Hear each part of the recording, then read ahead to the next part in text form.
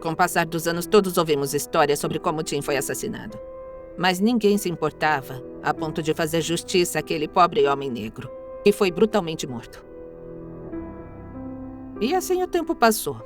Umas pessoas até diziam, mas isso foi há anos, por que ainda ligam? Nós nunca superamos. Uma morte como essa muda toda a dinâmica de uma família. Nós ficamos derrotados. A quem você recorre quando as primeiras pessoas que deveriam te ajudar se negam?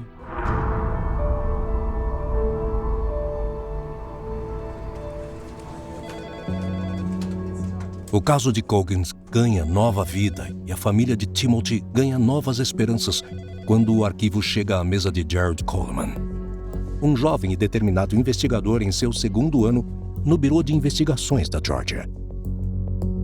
Quando eu comecei a analisar o arquivo de Timothy Coggins, de cara eu fiquei absolutamente horrorizado. Havia poucas evidências coletadas que ainda estavam bem preservadas e havia suspeitos em potencial que nunca foram entrevistados lá nos anos 80.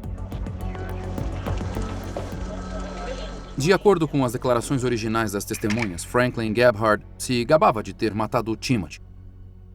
Mas os investigadores falaram com Gebhardt e ele disse que havia ficado com a namorada Mickey Guy a noite toda. Na época, os investigadores fizeram uma entrevista rápida com a Mickey e ela confirmou que ele esteve lá a noite toda.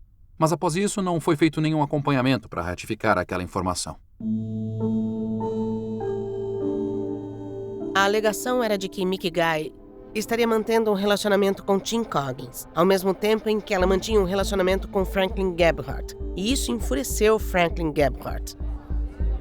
Na boate, as pessoas disseram à polícia que Timothy estava dançando com uma mulher branca na noite em que desapareceu. Teria sido a Mickey? Mais tarde, naquela noite, a irmã de Franklin Gebhardt, Sandra, disse que viu Mickey e seu irmão no estacionamento de trailers, junto com Bill Moore e Timothy Coggins.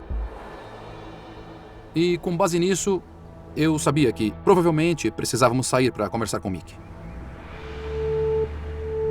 Infelizmente, Mickey Guy já faleceu. Bill Moore ainda estava vivo, então decidimos que já era hora de ir falar com ele. Bill Morris diz que não sabe nada sobre o assassinato de Timothy.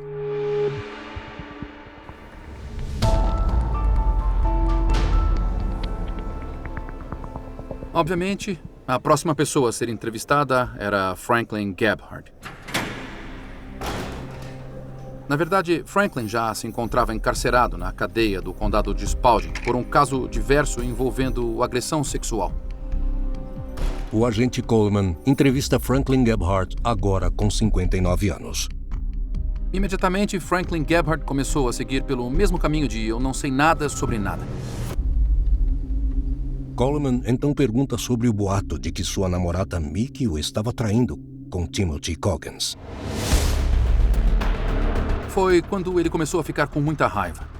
Estava dizendo que a minha namorada estava dormindo com um crioulo e dizendo que não o conhecia e nem se importava com a morte do Timothy e que ele devia ter cuidado da própria vida.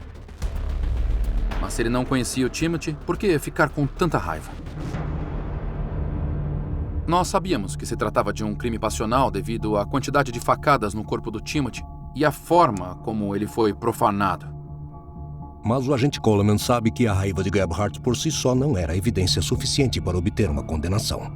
Em investigações de casos arquivados, você vai até onde as evidências podem te levar.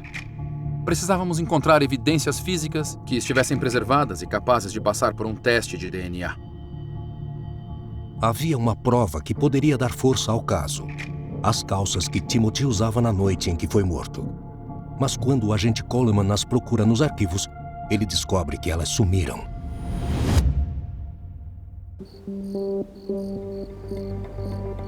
Nós sabíamos que alguém dentro da comunidade estava ativamente trabalhando para tentar esconder provas e obstruir a investigação. Eu tinha que descobrir aquilo.